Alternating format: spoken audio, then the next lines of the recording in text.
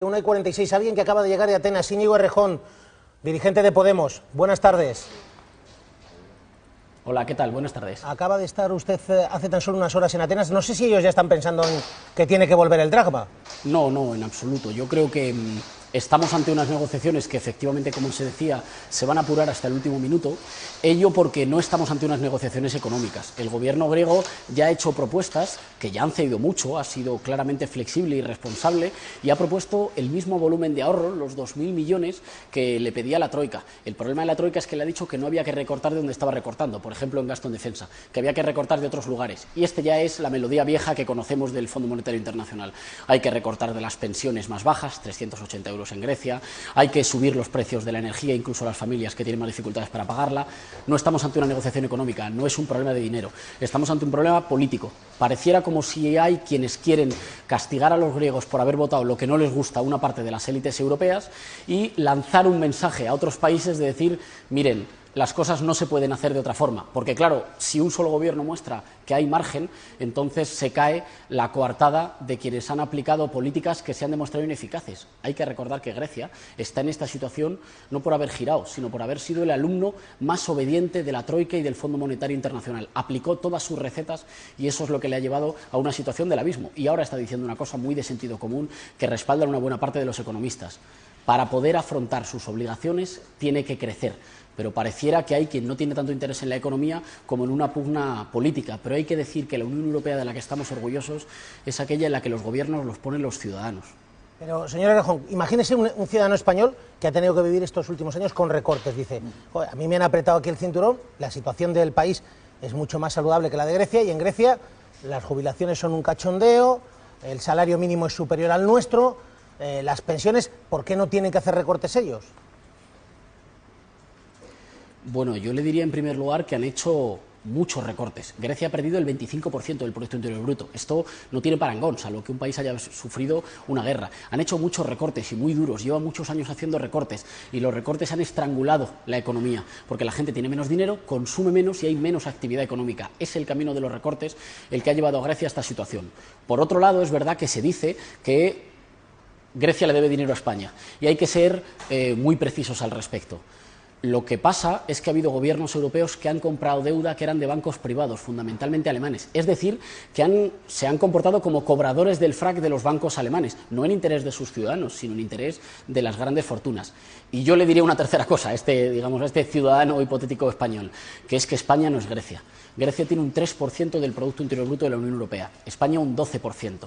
Y además, Grecia no se financia en los mercados internacionales, necesita de los préstamos de las instituciones europeas, que por eso están haciendo un cierto chantaje. España no, España se financia el 1,2% sin ningún problema en los mercados internacionales, gracias a la política del Banco Central Europeo, no a la de nuestro gobierno. ¿Y eso qué nos da? Eso nos da muchísimo más margen para movernos. Pero es verdad que yo creo que sería malo para España y malo para Europa el que Grecia fuese expulsado de la zona euro, pero sobre todo es muy malo para Grecia. Yo no sé, yo tengo la sensación de que, no sé si son conscientes, usted ha estado con ellos, no sé si ha hablado en las últimas horas con dirigentes de Syriza, pero tienen el riesgo de convertirse en Albania si dejan Europa. Hay claramente una preocupación. Lo que pasa es que yo creo que estamos viendo mucha sobreactuación de cara a las negociaciones. Sería un fracaso fundamentalmente para la Unión Europea. Sería la manifestación de que el proyecto de integración europea ha llegado a un tremendo fallo. Insisto, los problemas de Grecia no son de ahora, ni son de las últimas elecciones. Son problemas que arrastra desde hace muchos años y que fundamentalmente se deben a las políticas fallidas de los gobiernos que se han ido alternando en Grecia y que eran los alumnos aventajados del Fondo Monetario Internacional y de la Troika europea. Pero hay que decir, yo creo, efectivamente, que no estamos ante un problema griego, estamos ante un problema europeo. Eso yo creo que obligaría a que los dirigentes políticos que forman parte de las negociaciones se comportaran como estadistas europeos, estuvieran pensando en la Unión Europea, no estuvieran pensando en las próximas elecciones en cada uno de sus países, no acudieran a Bruselas con intereses de corto plazo, sino que acudieran a Bruselas con intereses de largo plazo. Lo que nos jugamos es la integración europea y tenemos un gobierno que ha cedido mucho, que se ha mostrado muy flexible, pero también que ha dicho una cosa que todos los economistas están diciendo en voz alta. Este camino es un camino fallido. Grecia necesita poder crecer para poder pagar. Si no, es inviable. Esto le pasó incluso a la propia Alemania de posguerra, a la que se le alargaron los plazos y se le renegociaron los plazos de la deuda para que pudiera pagar. Todo el mundo lo sabe, pero es que lo que está en juego no es una cuestión contable, es una cuestión política. Lo que ocurre es que también a lo mejor Syriza prometió en campaña cosas que no puede cumplir ahora. Ahí estamos ante un escenario complicado, por una parte porque reconozcamos que el voto de los ciudadanos pudiera ser menos importante que los caprichos o el fanatismo de la ortodoxia de una parte de las élites europeas. Si eso se constatara, es normal que en muchos países de Europa la gente dejara de votar, dejara de ilusionarse por la política, dejara de confiar en las instituciones. Y si eso pasara, aunque suceda en Grecia, mataría el proyecto europeo en muchos otros lugares. Y por otra parte, creo que el gobierno de Grecia está demostrando que hay margen. Ha ahorrado todo lo que se le ha pedido, ha recortado el gasto en todo lo que se le ha pedido, solo que lo ha recortado no atacando a los más débiles, sino atacando otras partidas presupuestarias, decía la de defensa o decía algunos impuestos a las más grandes fortunas. Y a pesar de que el monto de dinero era el mismo, ha habido quienes les ha dicho, no, eso no, lo que ustedes tienen que atacar son las pensiones. Estamos ante un intento de convertir Grecia en una colonia, gobernada por señores a quienes los griegos no han elegido. Y eso, insisto, sería muy malo para el proyecto europeo. Mi opinión, no obstante, es que, y tengo la confianza en que va a haber acuerdo, porque no estamos ante un problema de grandes cifras, estamos ante un problema de voluntad política, de entendimiento. Y es normal también que las partes, antes de sentarse a negociar, enseñen las plumas y sobreactúen para ponerse más rígidos. Yo creo que al final va a prevalecer el criterio de estadistas, o confío en que prevalezca el criterio de estadistas por encima del criterio de corto plazo y de los intereses estrechos. Lo que pasa es que ya sabe que también tienen sus problemas, claro, los parlamentos y las ciudadanías europeas, es decir, los alemanes, los finlandeses, tienen luego que ir a sus votantes. Y los votantes, a lo mejor alemanes mayoritariamente, o los finlandeses, dicen, yo no quiero pagarle la fiesta a los griegos. Claro, habría que explicar, creo, que lo que están pagando es la fiesta a los bancos alemanes. Es decir, lo que pagan es, con dinero de los supuestos rescates o préstamos a Grecia, lo que están pagando es una inmensa orgía de dinero de los bancos alemanes que no repercute en los ciudadanos alemanes. Es muy peligroso y nos haría retroceder a antes de la construcción europea que volvamos a un escenario de enfrentamientos étnicos o nacionales, en los que malos gobernantes aviven el odio contra los vecinos del norte o contra los vecinos del sur. Es frente a eso para lo que construimos la Unión Europea y la integración europea, que estaba basada en seguramente las mayores décadas de pluralismo político, de libertad, pero también de derechos sociales y de protección social. Ese era el sueño europeo, que es lo que se está dirimiendo ahora en estas horas. Y no se está dirimiendo porque la gente haya votado diferente, se está dirimiendo porque hay sectores muy poderosos a los que nadie ha elegido que se creen por encima de los gobiernos salidos de las urnas. Eso amenaza el proyecto democrático europeo. Una cosa más. Sobre la política nacional, no sé si le ha sorprendido el pedazo de bandera esa que presidía ayer el acto de proclamación de Pedro Sánchez, un banderón como nunca se ha visto, sinceramente, yo no lo he visto ni en los actos del PP, ni el del PSOE, de ningún partido. Sí, lo vi ayer y creo que por una parte hay que reconocer que las necesidades de cambio político que necesita España son más profundas que 2 o 3 trucos de marketing importados de Estados Unidos, que no se trata de hacer 3 o 4 juegos de fuegos artificiales, sino que estamos ante la necesidad de reformas institucionales, de protección social y de modificaciones del modelo económico que son más profundas que hacer 3 o 4 diseños estéticos. Y por otra parte, nosotros nos alegramos, de que el patriotismo vuelva a la primera plana de la escena política española. Ahora bien, tenemos una diferencia. Para nosotros el patriotismo no son las banderas, ni poner las banderas muy grande. Es defender que las decisiones sobre los españoles las tienen que tomar gobiernos al servicio de la gente, y es defender que hay que proteger a la gente, que somos el país en el que más ha crecido la desigualdad en este tiempo de crisis, en el que hay 1/3 de ciudadanos en riesgo de pobreza, y que defender a un país, si tiene sentido defender a un país, es defender a su gente, y que el país del que hay que estar orgullosos es un país que no deja a nadie atrás. El viejo sueño democrático por el cual haya nacido uno en la cuna o en el barrio que haya nacido puede desarrollar sus capacidades. Esa es una patria de la que sentirse orgullosa, y sabemos que hay ciudadanos en España que se identifican con diferentes símbolos nacionales o con diferentes culturas, pero estamos convencidos que vamos a estar juntos en ese proyecto de recuperación democrática y de un país que no deje a nadie atrás. Eso es lo que une, nos parece. Una cosa más, ¿cuándo van a ser las primarias? ¿Cuándo eligen ustedes candidato a las generales?